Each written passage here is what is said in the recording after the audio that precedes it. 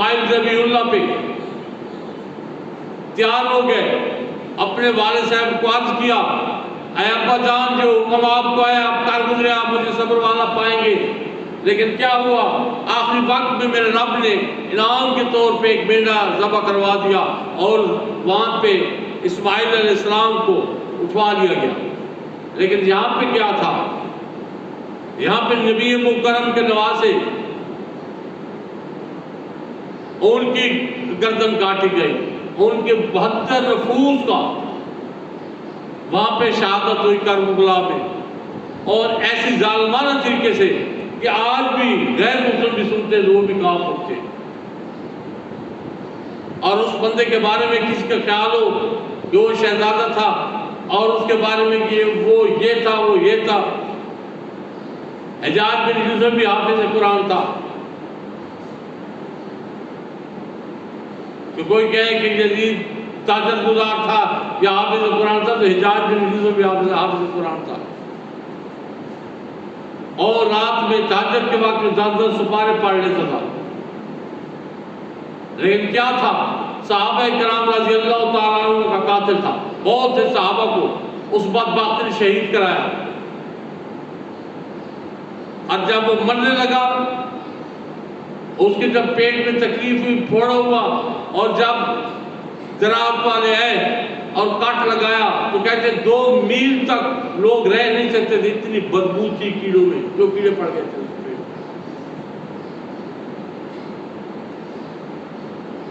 اب کوئی کہے کہ وہ بھی حافظ قرآن تھا۔ یہ امریکہ میں یہودی اور عیسائی نے وہاں پہ مدرسے بنائے ہوئے ہیں، عیسائی اور یہودی بچوں کو حافظ قرآن کر رہے ہیں اور احادیث مبارکہ کے علماء بنا رہے ہیں، پھر اسلامی کنٹریز میں بھیج دیتے ہیں اور وہاں پہ وہ اپنے مشن مکمل کرتے ہیں۔ اسی طرح جس طرح مسلمان پڑھاتے ہیں، تجوید کے ساتھ قرآن میں ان کو پڑھنا کیا پڑھنا ہوتا ہے، اور احادیث مبارکہ کے درس میں ان کو ملا ہوا ہے، تو ان کے بارے میں کیا کہو گے؟ اس پلید نے جب سیدنا حسین رضی اللہ تعالیٰ عنہ کا سر اقدس لائے گا دربار میں، کچھ روایات ہیں کہ اس نے وہاں پہ فلبتی شعر کہے تھے، ان کا جو ترجمہ تھا وہ یہ تھا کہ آج میں نے بدر کا بدلہ لے لیا۔ تو بدر کا کیا بدلہ تھا؟ بدر میں جو ہندا کے بھائی تھے عتبہ شیبہ، ان کو سیدنا حمزہ رضی اللہ تعالیٰ عنہ اور حیدر کرار رضی اللہ تعالیٰ عنہ نے واصل جہنم کیا تھا۔ اگر وہ بدبخت اور یہ کلام اسی کا ہے اور کہتا ہے کہ میں نے بدلہ لیا ہے، تو پھر اس کے کفر میں کسی قسم کا کوئی شک نہیں ہے، کیونکہ وہ نبی مکرم کے ساتھ ڈائریکٹ جنگ کے لیے تیار ہوا پڑا ہے۔ وہاں پہ آقا پاک صلی اللہ علیہ وسلم تھے اور کفار کو بدر میں انتہائی بری شکست ہوئی تھی، اور آگے کون تھے؟ اسی کی جو امیر معاویہ کی والدہ ہندا تھی، ہندا کے بھائی تھے، اس کو باپ تھا، اس کے بھائی تھے۔ تو یہ کہہ رہے میں نے اس وقت کا بدلہ لیا ہے بنی ہاشم سے۔ تو اگر یہ کہہ رہے ہیں تو اس کا مطلب یہ ہے کہ نبی مکرم کے ساتھ وہ ڈائریکٹ جنگ کر رہا ہے، تو پھر اس کے ایمان کہاں سے آ گیا، وہ کہاں سے مسلمان ہو گیا؟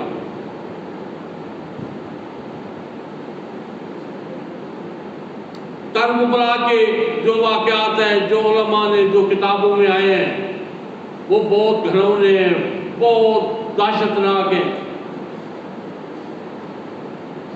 ان کے اتنی زیادہ گہرائی میں جانے ٹائم ہی نہیں ہے، جیسے آپ لوگ تقریباً سن چکے ہیں۔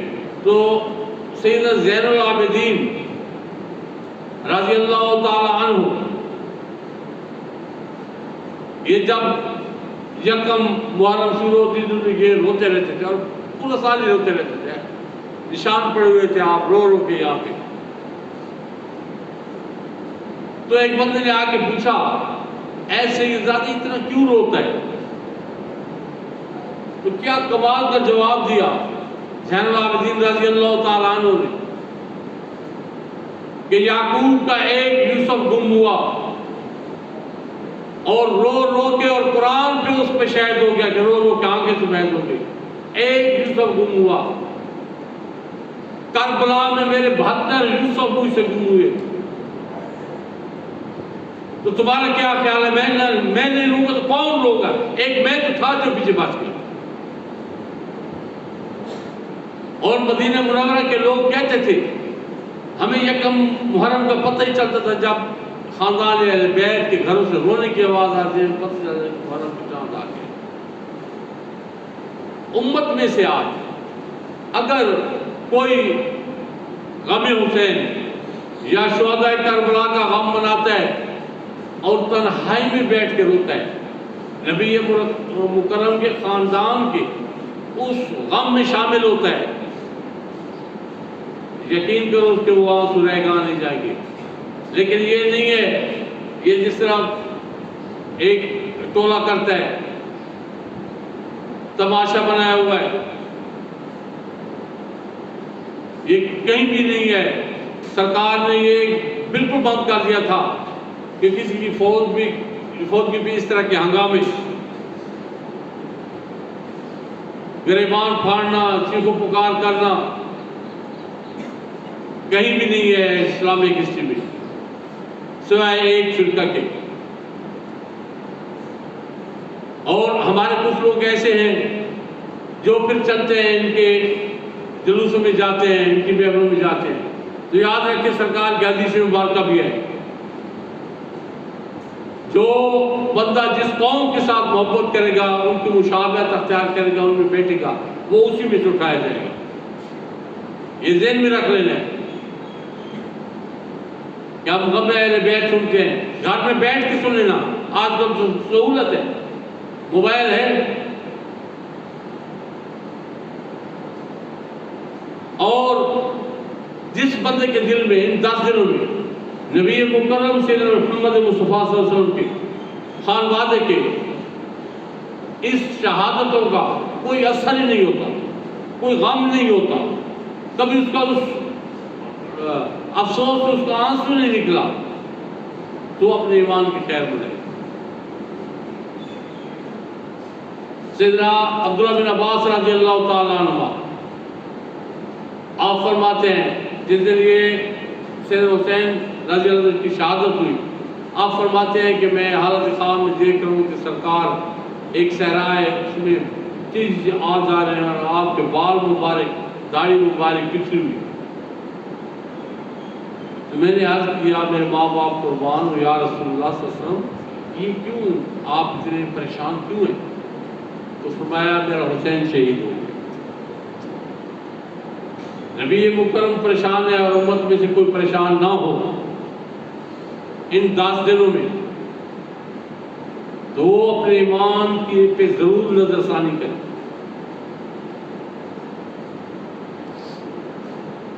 لیکن جو طریقہ ہے اس طریقے سے ان دنوں میں جو محافل سجائے جاتے ہیں، سیدنا حسین رضی اللہ تعالیٰ عنہ اور ان کے رفقا کی شہادت، جو علم والی باتیں ہیں وہ کی جاتی ہیں، ان کے مناقب بیان کیے جاتے ہیں، ضرور جانا چاہیے، ضرور سننا چاہیے. وہاں پہ عشق پڑتا ہے. لیکن یہ جو رونے پیٹنے والی سیدنا حسین رضی اللہ تعالیٰ عنہ کی شہادت پہ علامہ ڈاکٹر محمد اقبال علیہ رحمہ فرماتے ہیں کہ ہم تو شہیدوں پہ نہیں روتے، شہیدوں پہ ہم نہیں روتے. شہیدوں پہ کون روتا ہے؟ شہیدوں پہ تو خوشیاں منائی جاتی ہیں. کیونکہ جو شہید ہو گیا اس کی ازلی حیات ہو گئی. اللہ تعالیٰ جل اپنے اس کتاب قرآن مجید میں رب العالمین فرما رہا ہے کہ جو شہید ہوا اللہ کی راہ میں وہ زندہ ہے، اس کو رزق ملتا ہے اور تمہیں اس کی خبر نہیں. تو اس لیے غم منانا چاہیے، لیکن نہ سینہ کوبی کرنی چاہیے، نہ ایسے پیٹنا چاہیے، نہ اپنے آپ کو زخمی کرنا چاہیے. یہ کہیں پہ بھی نہیں. ان چیزوں سے اپنے آپ کو، اپنے پیاروں کو بچائیں. اور جو محافل ہیں وہاں پہ علم والی باتیں سنیں، اور سیدنا حسین رضی اللہ تعالیٰ عنہ اور ان کے پورے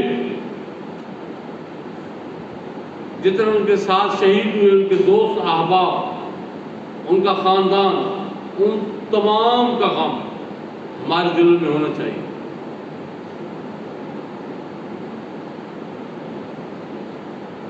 ختم قرآن کی محفلیں ہوں اور اس کے علاوہ ذکر اذکار کی محفلیں ہوں، خیرات کو ضرور کرنی چاہیے، ضرور کریں، اس میں کسی قسم کی کوئی ممانعت نہیں ہے۔ لیکن جتنے شر والے معاملے ہیں اللہ تعالیٰ ان تمام سے ہمیں اپنی حفاظت میں رکھے۔ یہ سیدنا عباس رضی اللہ تعالیٰ عنہ ہیں، ان کے 3 بھائی اور بھی شہید ہوئے تھے، ابو بکر، عثمان اور عمر۔ سیدنا علی المرتضیٰ کربلا بدر الکریم نے جب دوسری شادی کی اما جی فاطمہ الزہرا رضی اللہ تعالیٰ عنہ کی وفات کے بعد، ان کا نام بھی فاطمہ تھا۔ ام البنین، 4 بیٹوں والی، یہ ان کا لقب تھا۔ اور یہ جب جانے لگے کربلا کی طرف تو ان کی 4 بیٹے ساتھ تھے، بیٹوں کو ساتھ بھیجا اور ساتھ ایک نصیحت بھی کی، اگر میرے حسین سے پہلے تم شہید نہ ہوئے اور حسین تم سے پہلے شہید ہو گیا تو تمہیں اپنا دودھ نہیں بولے۔ حسین سردار ہے ہمارا، اب کیا ہے، ماں ہے، ستیلی ماں ہے، لیکن سید حسن حسین رضی اللہ تعالی عنہما کو اور سیدہ زینب رضی اللہ تعالی عنہا کو آپ اپنے بچوں سے زیادہ فوقیت دیتے تھے۔ اور جب شہادتیں ہو گئی، سارا کچھ ہو گیا، تو آپ نے جو بچ گئے تھے ان سے پوچھا کہ میرے بیٹے کے حسین کے باپ تو شہید نہیں ہوئے، تو سب نے بتایا کہ نہیں، آپ کے بیٹے نے پہلے قربانی تھی، سیدنا حسین بعد میں شہید ہوئے۔ اور اس یزید پلید نے مدینہ منورہ کو 3 دن کے لیے مباح کر دیا تھا اپنی فوجوں کے لیے کہ جو کچھ کرو تو مرضی ہے۔ اور یہ احادیث مبارکہ ہے کہ ہزاروں کے حساب سے مدینہ منورہ کی صحابہ کرام رضی اللہ تعالی عنہما کی اولادیں، ان کی بیٹیاں ان بدبختوں کی وجہ سے حاملہ ہو گئی تھی، کنواری لڑکیاں حاملہ ہو گئی تھی، اور مسجد نبی شریف میں انہوں نے جا کے گھوڑے باندھ دیے تھے۔ تو اس لیے اس کے بارے میں، اس پلید کے بارے میں کسی کا کوئی نرم گوشہ نہیں ہونا چاہیے۔ اگر نرم گوشہ رکھو گے تو نبی مکرم کو تکلیف دو گے، یہ پکی بات ہے۔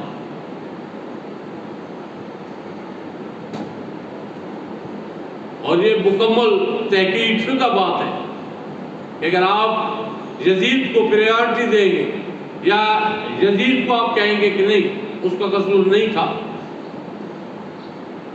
کیونکہ کہا جاتا ہے نا کہ وہ تو کوفہ میں بیٹھا تھا، اس نے نہیں، یہ تو زیاد نہیں کیا، تو پیچھے سے جو آرڈر تھا وہ کیا تھا؟ یہ آگے جو فوجی پھرے ہوتے ہیں یہ اپنی مرضی سے کرتے ہیں، وہ تو جنرل تھا، اس کو تو جو حکم ملا تھا وہ اس نے پورا کیا۔ اور سیدنا حسین رضی اللہ تعالی عنہ، آپ نے بھی اس امت کے لیے کچھ درس چھوڑے۔ شہادت حسین تو منا رہے ہیں، مناتے ہیں لوگ، ہم بھی مناتے ہیں، ان کے لیے دیگیں بھی بنتی ہیں، سب کچھ بنتا ہے، کیا جو انہوں نے ہمارے لیے چھوڑا ہے کیا ہم وہ بھی کرتے ہیں؟ آخری وقت جب بالکل آپ کا آخری وقت تھا تو فرمایا بدبخت ٹھہر، مجھے سجدہ کرنے دے، ٹائم ہو گیا نماز کا، مجھے سجدہ کرنے دے، اور حالت نماز میں گردن مبارک کو تن سے جدا کیا گیا۔ یہ سبب تھا کہ کسی حال میں، کسی بھی حال میں نماز نہیں چھوڑنی۔ ہم حسین رضی اللہ تعالیٰ عنہ کے چاول اور حلوے تو کھا رہے ہیں، کیا جو انہوں نے یہ حکم دیا تھا پورا کر رہے ہیں؟ اگر پورا کر رہے ہیں تو الحمدللہ پھر سب باتیں ٹھیک ہیں۔ اور دوسرا، کسی ظالم، فاجر، فاسق کے ہاتھ پہ بیعت نہیں کی، معاملہ دوسرے بیت کا تھا، بیت کر رہے تھے تو اسی طرح شہزادے سے اسی طرح بادشاہ تو نہیں کی تھی، لیکن بیت کر رہے تھے تو قیامت تک کے لیے جتنے بھی فاسق فاجر ہیں ان کو لوگ مانتے اور ان کے پاؤں پڑتے۔ آج کل جس طرح چل رہا ہے، جس کو نہ دین کا پتہ ہے، نہ شریعت کا پتہ ہے، نہ طریقت کا پتہ ہے، اور جہلوں کی جماعت ہے جو جٹے ہوئے ہیں، ان کے پاؤں چوم رہے اور ہاتھ چوم رہے۔ سیدنا حسین رضی اللہ تعالیٰ نے تو منع فرمایا تھا، آپ نے تو منع فرمایا تھا۔ آپ بیعت کر لیتے تو کیا ہونا تھا؟ بیعت ہو جاتی، آپ کی بادشاہت قائم رہتی، لیکن نہیں، قیامت تک دین پہ داغ لگ جانا تھا۔ تو اللہ تعالیٰ نے جل ہمیں جو سیدنا حسین رضی اللہ تعالیٰ عنہ نے قربانی دی ہے اور جو ہمیں درس دیا ہے، اللہ تعالیٰ نے جل اس پہ ہمیں عمل پیرا ہونے کی توفیق عطا فرمائے، دین متین کی سوچ اور فراست عطا فرمائے اور اس پہ عمل کی توفیق عطا فرمائے۔ وما علینا الا البلاغ۔